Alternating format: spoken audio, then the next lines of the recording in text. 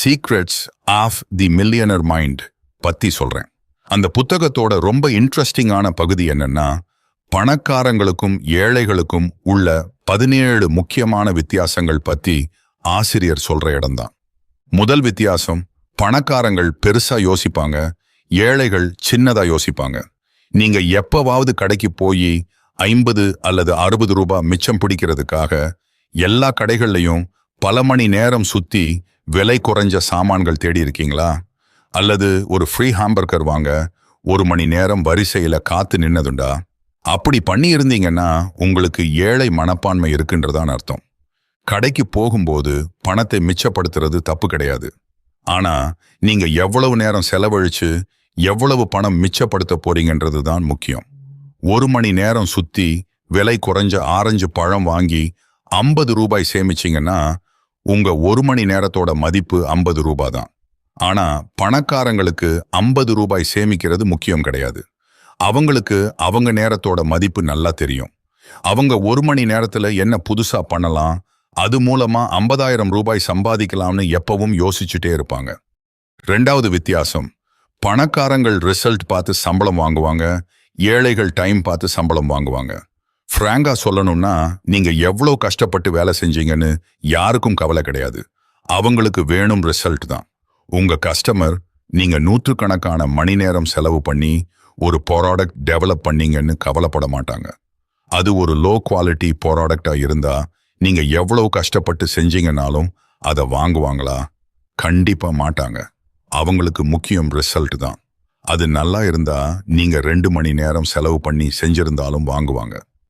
உங்க உண்மையான மதிப்பு என்னன்னு தெரிஞ்சுக்கணும்னா சம்பளத்துக்காக வேலை செய்யாதீங்க, ரிசல்ட்டுக்காக வேலை செய்யுங்கன்னு ஆசிரியர் சொல்றாரு. பணக்காரங்கள் அவங்க மதிப்புலையும் ரிசல்ட் கொடுக்கிற திறமையிலையும் நம்பிக்கை வைப்பாங்க. ஏழைகள் அப்படி கிடையாது. அதனால தான் அவங்களுக்கு ஒரு நிலையான சம்பளம் ரொம்ப முக்கியமாயிருக்கு. மூணாவது வித்தியாசம், பணக்காரங்கள் ரெண்டுமேன்னு யோசிப்பாங்க, ஏழைகள் இது இல்லைன்னா அதுன்னு யோசிப்பாங்க. ஏழைகளுக்கு எப்பவும் எதுவுமே போதாதுன்னு தோணும், எல்லாத்தையும் வாங்க முடியாதுன்னும் நம்புவாங்க.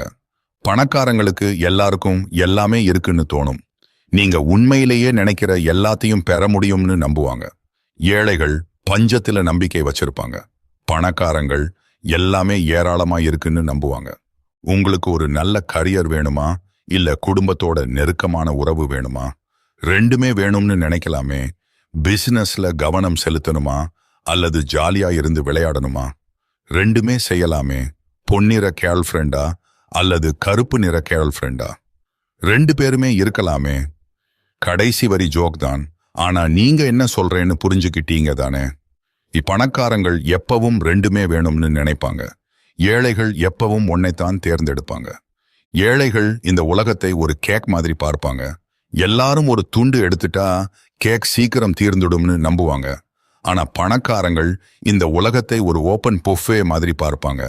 ஒரு ஐட்டம் தீர்ந்துட்டா வெயிட்டர் இன்னும் கொண்டு வந்து வைப்பாரு, நீங்க எவ்வளவு வேணும்னாலும் சாப்பிடலாம். பணமும் வாழ்க்கையோட மற்ற அம்சங்களும் 2ல ஒன்னைத்தான் தேர்ந்தெடுக்கணும்னு ஏழைகள் நம்புவாங்க. பணத்தையும் சந்தோஷத்தையும் 2ஐயும் நீங்க தேர்ந்தெடுக்க முடியாதா? முடியும், கண்டிப்பா முடியும். பணம் முக்கியம், சந்தோஷமும் முக்கியம்தான். 2ஐயும் அடையலாம். பணக்காரனா ஆகிறதை பத்தி நிறைய பேருக்கு நெகட்டிவ் உணர்வுகள் இருக்கு. பணக்காரனா ஆனா கெட்டவனா மாறிடுவோம்னு அவங்க நினைக்கிறாங்க.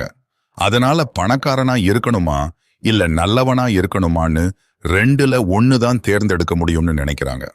அதனால அவங்க நல்லவங்களா இருக்கிறதுக்காக பணம் இல்லாமலேயே இருக்கிறத தேர்ந்தெடுக்கிறாங்க. அவன் பணக்காரன் ஆனதுக்கு அப்புறம் ரொம்ப மாறிட்டான் அல்லது பணம் இந்த ஆளைய மாத்திடுச்சுன்னு யாராவது சொல்றத நீங்க கேட்டிருப்பீங்க. ஆனா என்னோட நம்பிக்கை என்னன்னா, பணம் உங்களை மாத்தாது. நீங்க ஏற்கனவே எப்படி இருக்கீங்களோ அதையே இன்னும் அதிகப்படுத்தும். நீங்க நல்லவங்களா இருந்தா பணம் உங்களை பணக்கார நல்லவங்களா மாத்தும். மத்தவங்களுக்கு உதவி செய்யறது உங்களுக்கு பிடிக்கும்னா பணம் மூலமா இன்னும் நிறைய பேருக்கு உதவி செய்ய முடியும். 4வது வித்தியாசம், பணக்காரங்கள் வாய்ப்புகளை பார்ப்பாங்க, ஏழைகள் தடைகளை பார்ப்பாங்க.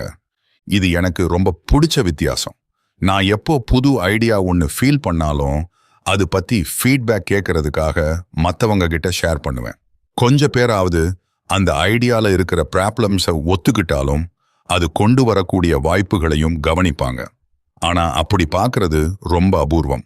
எப்பவும் நான் சொல்ற ஐடியா எப்படி ஃபெயில் ஆகும்னு மட்டும்தான் நிறைய பேர் சொல்லிட்டே இருப்பாங்க. ஏழைகளோட யோசனையும் இப்படித்தான் இருக்கும். அவங்க எப்பவும் தடைகளை, ரிஸ்க்குகளை பார்ப்பாங்க, ப்ராப்ளம்ஸ்ல கவனம் செலுத்துவாங்க. ஆனா பணக்காரங்களோ வாய்ப்புகளை கவனிப்பாங்க. ஏழைகள் பயத்தின் அடிப்படையில முடிவுகளை எடுப்பாங்க.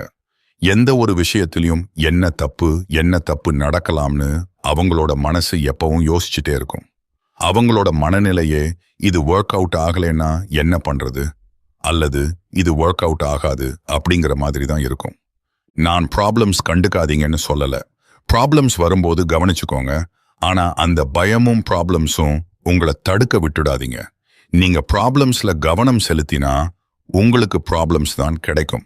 நீங்க வாய்ப்புகள்ல கவனம் செலுத்தினா உங்களுக்கு வாய்ப்புகள் கிடைக்கும். இதுதான் இந்த உலகத்தோட சிம்பிள் விதி.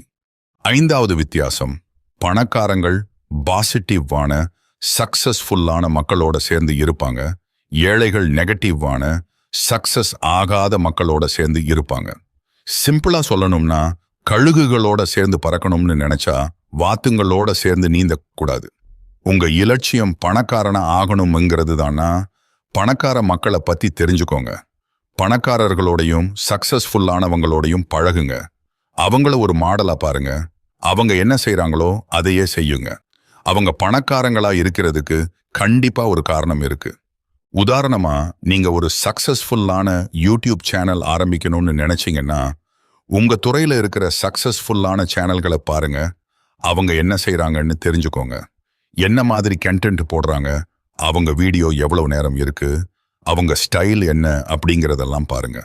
அவங்க செய்யற அதே விஷயத்தை நீங்களும் செஞ்சு அதே மனப்பான்மையோட இருந்தீங்கன்னா கண்டிப்பா உங்களுக்கும் அவங்கள மாதிரியே ரிசல்ட் கிடைக்கும்.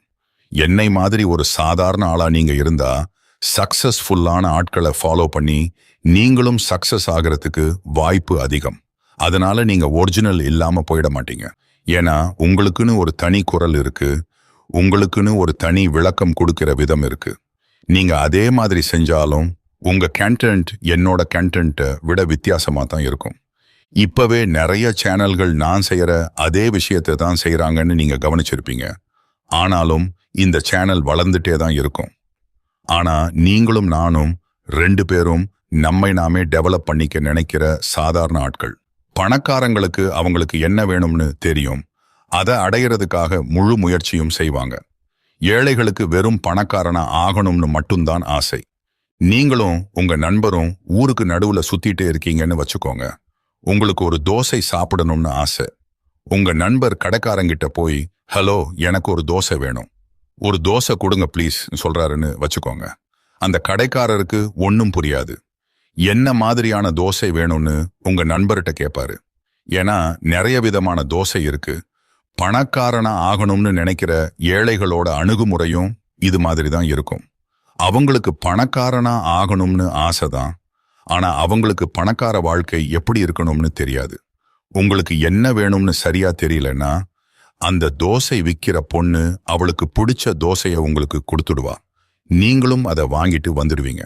இப்போ நீங்க அந்த கடைக்கார பொண்ணுகிட்ட போய், ஹலோ, எனக்கு ஒரு முட்டை தோசை வேணும், அதோட சீஸும் வேணும், ஆனா இந்த மாதிரி பிரெட் வேண்டாம், அந்த கோதுமை ரவை இருக்கிற கருப்பு பிரெட் கொடுங்க, வெங்காயம் வேண்டாம், வெள்ளரிக்காயும் தக்காளியும் போட்டு அதை டோஸ்ட் பண்ணி கொடுங்கன்னு சொல்றீங்கன்னு வச்சுக்கோங்க. என்ன நடக்கும்? நீங்க கேட்ட மாதிரியே அந்த பொண்ணு தோசை கொடுத்துடுவா. அதே மாதிரி தான் பணக்காரங்களும். அவங்களுக்கு என்ன வேணும்னு தெளிவா இருக்கும். ஏழைகளுக்கு தான் என்ன வேணும்னு சரியா தெரியாது. உங்களோட பணக்கார வாழ்க்கை எப்படி இருக்கணும்னு உங்களுக்கு தெளிவா தெரியணும். அங்க எப்படி போறதுன்னு ஒரு பிளானும் வேணும்.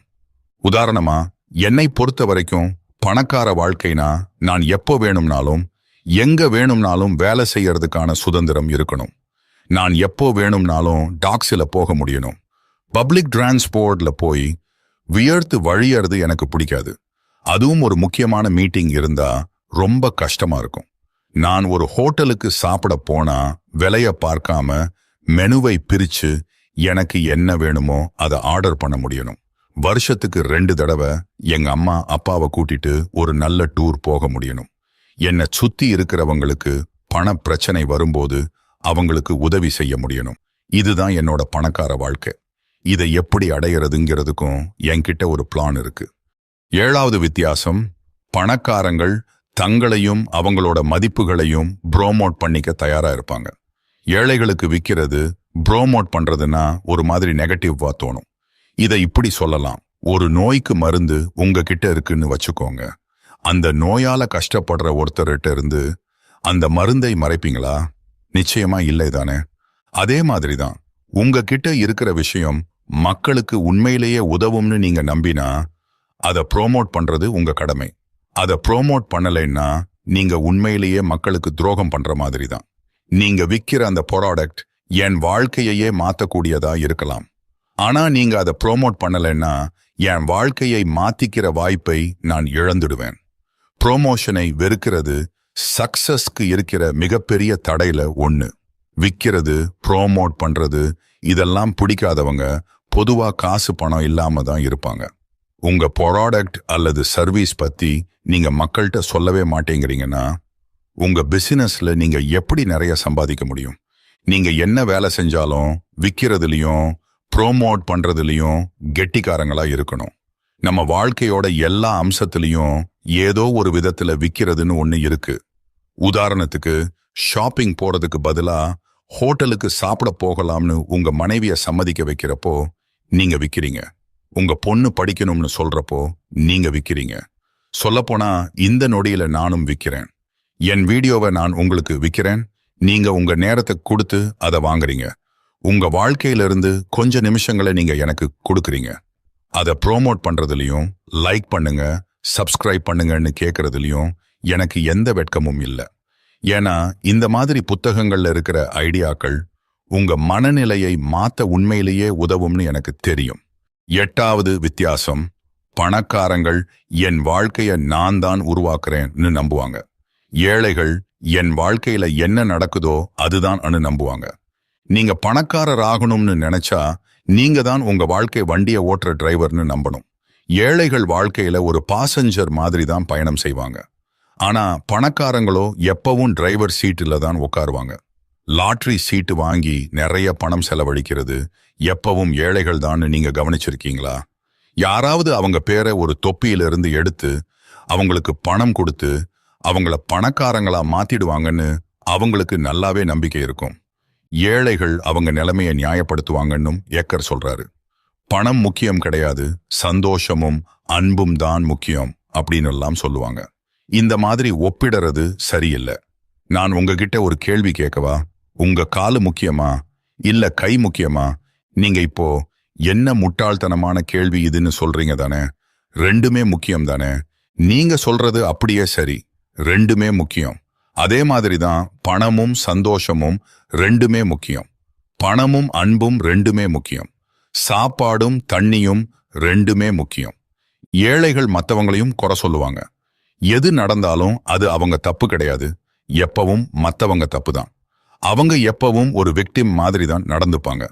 என்னோட 2 சொந்தக்கார பசங்க ஒரே கிராமத்துல வளர்ந்தாங்க, ஒரே ஸ்கூல்ல படிச்சாங்க, ஒரே டீச்சர்ஸ் தான். 2 பேருக்கும் அப்பா அம்மா ஏழைகள் தான். இன்னைக்கு ஒருத்தன் ரொம்ப சக்சஸ்ஃபுல்லா இருக்கான், இன்னொருத்தன் அப்படி இல்லை.